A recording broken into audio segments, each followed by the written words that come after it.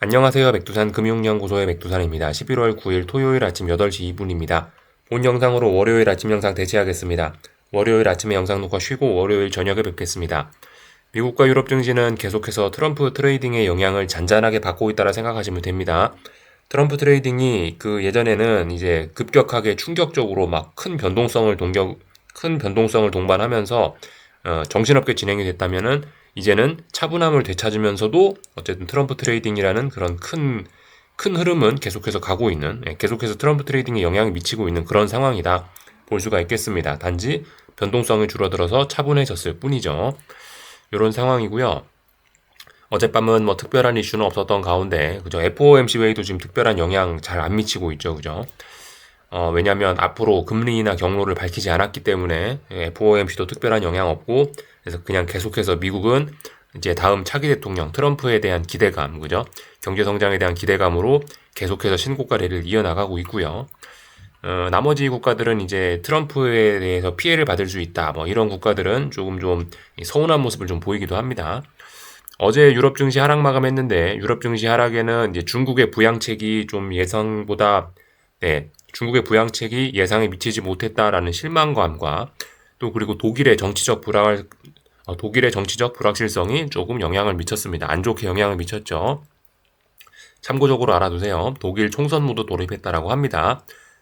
그리고 어제 뭐 독일 증시에 좀 부정적인 영향을 미친 건 증세 반대한 재무장관을 해임했다라는 소식에 뭐 독일 증시가 좀 안 좋았다라고 합니다. 이런 내용 참고적으로 좀 알아두시면 좋을 것 같고요.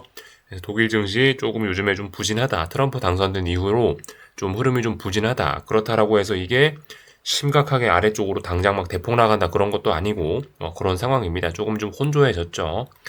하여튼 뭐 다른 나라들도 뭐 비슷합니다. 하여튼 일본은 뭐 트럼프 당선되고 좋을 수 있다 뭐 그런 생각에 상승 중이고 중국도 어쨌든 계속 상승 중입니다. 어제는 하락 마감했지만요. 한국은 뭐 그냥 계속해서 부진합니다만은 얘도 아래쪽으로 빠지고 싶은 생각은 일단 잘 없어 보인다. 뭐 이런 식으로 일단 볼 수가 있겠습니다. 그래서 뭐 일단 주식시장은 강하고 그죠? 고금리 강달러 지속 중이고 다만 이제 고금리 강달러도 좀 그래요.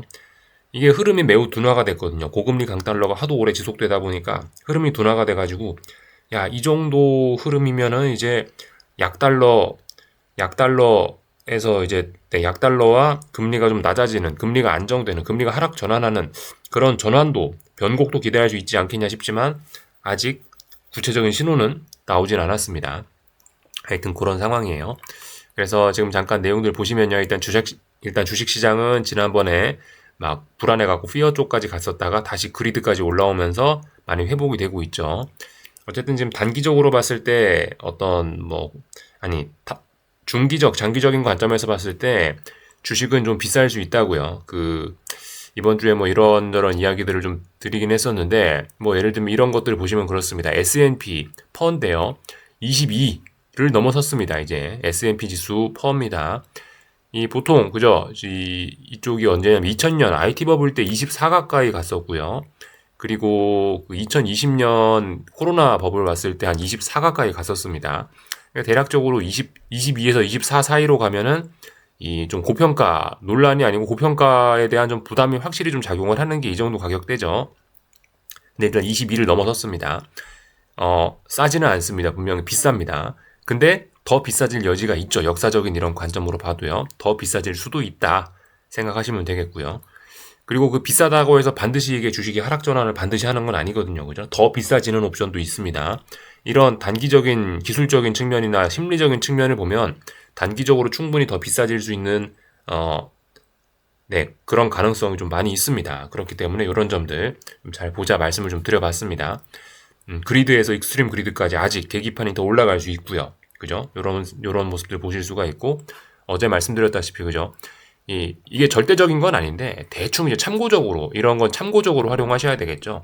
어떤 추세선 같은 걸 그어보면 뭐 나스닥 같은 경우는 앞으로 뭐 7% 이상은 올라가야 좀 변곡 이런 걸 기대할 수 있지 않겠냐. 뭐 그런 말씀 드렸죠.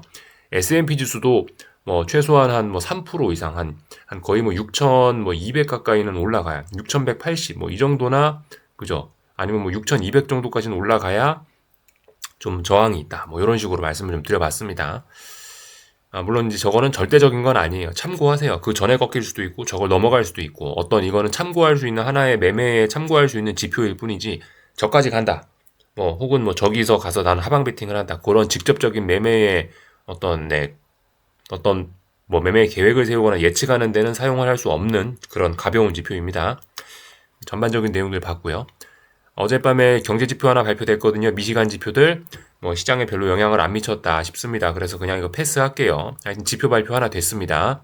소비자 심리 지표, 소비자 심리 예비치 73. 7개월 내 최고라고 하죠. 그러니까 미국 경제에 대한 자신감, 뭐 대선이 끝나고 하여튼 미국 경제 좋을 거야. 자신감이 주식시장에 널리 퍼져 있습니다. 다 본 것 같아요. 그죠? 예, 특별한 내용 없었던 것 같고 어젯밤은 이제 미국 주식시장 분위기는 굉장히 좋아가지고 순환매가 진행되면서 차분하게 잘 오르고 있습니다. 그 전날 목요일 날에는 IT 빅테크 나스닥이 굉장히 강하게 오르면서 엔비디아, 마이크로소프트, 애플, 뭐 구글 그죠? 빅테크가 많이 오르면서 나스닥이 많이 올랐던 게 목요일이라면 어젯밤 금요일에는 러셀 지수가 또 그 빈자리를 치고 오르면서 많이 올랐습니다. 상승한 종목 수는 조금 부진했으나 왜냐면 지난 대선 끝나고 너무 많이 올랐기 때문이죠. 이번 주에 상승 종목 수는 이제 조금 부진해질지 모르나 분명히 순환매가 돌면서 건전한 상승이 지속되고 있다라는 겁니다. 뭐 부동산 부양책, 뭐 미국 부동산 부양책 이런 거에 대한 기대감인지 그 고금리의 부담을 느끼던 저기 유틸리티나 아니면은 부동산 이쪽도 어젯밤 뭐 상승을 하는 등 어쨌든 전반적으로 좋은 모습 서로 서로 순서를 바꿔가면서 순환매 서로 사이좋게 돌아가면서 오르는 순환매가 지속되고 있고 아래쪽으로 빠질 생각은 없다. 이런 식으로 보시면 되겠습니다.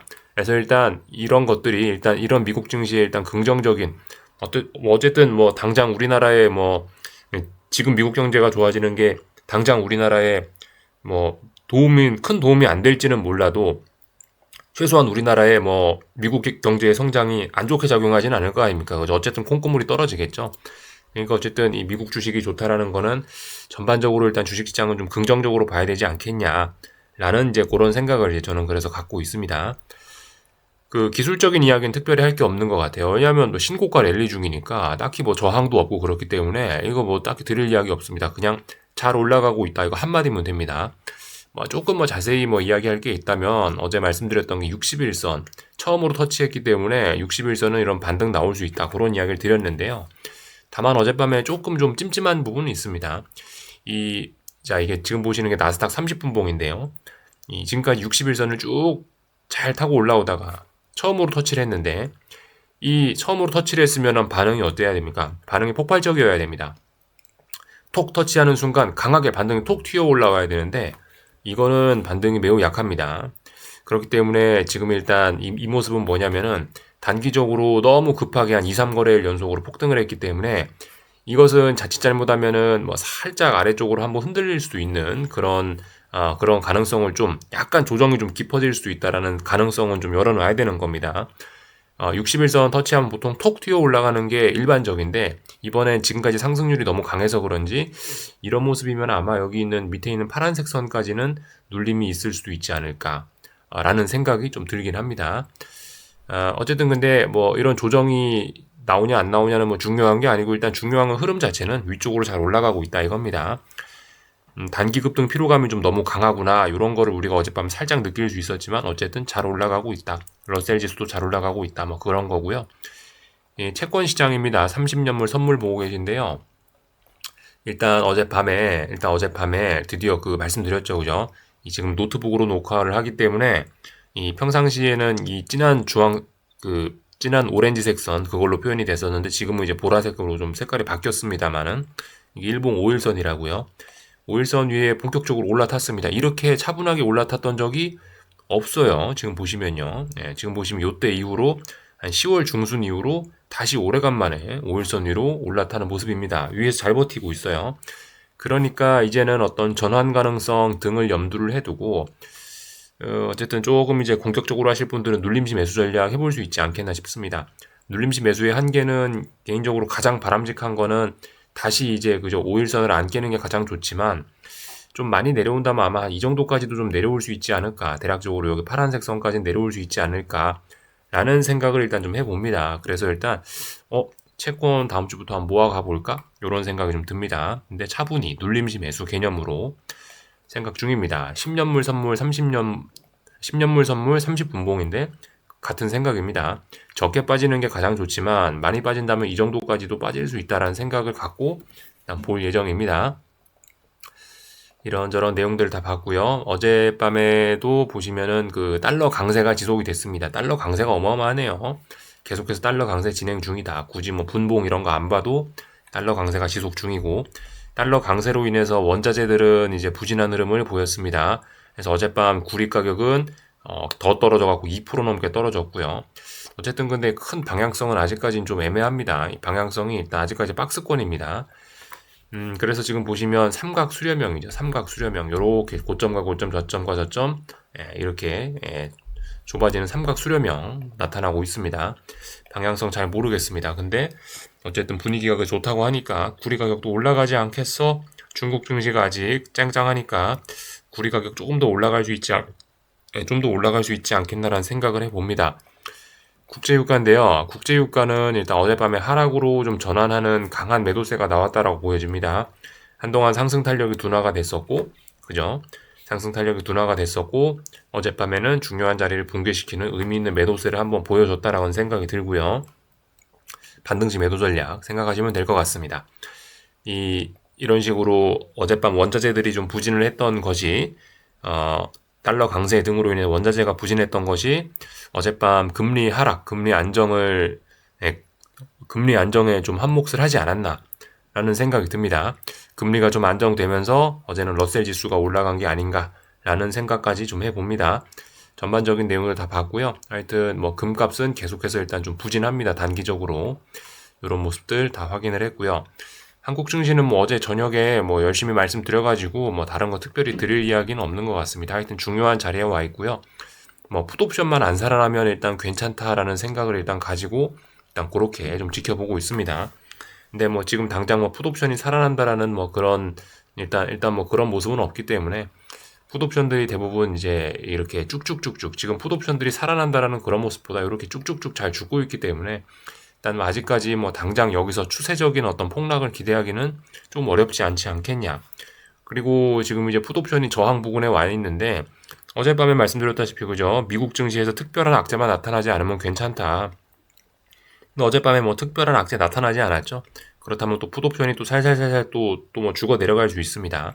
그러니까 지금 상황은 어쨌든 그래요. 이게 하락은 굉장히 시세가 민감하기 때문에 시간만 잘 버티면 됩니다. 어떻게든 시간만 잘 끌어도 시장은 상승 전환될 가능성이 높긴 높은데, 일단 어젯밤에 보시면은 이런 식으로 일봉에서 무슨 선이 내려오고 있고, 요걸 어쨌든 어젯밤에 이런 삼각 수렴형을 어쨌든 안착을 하긴 한 겁니다. 그죠?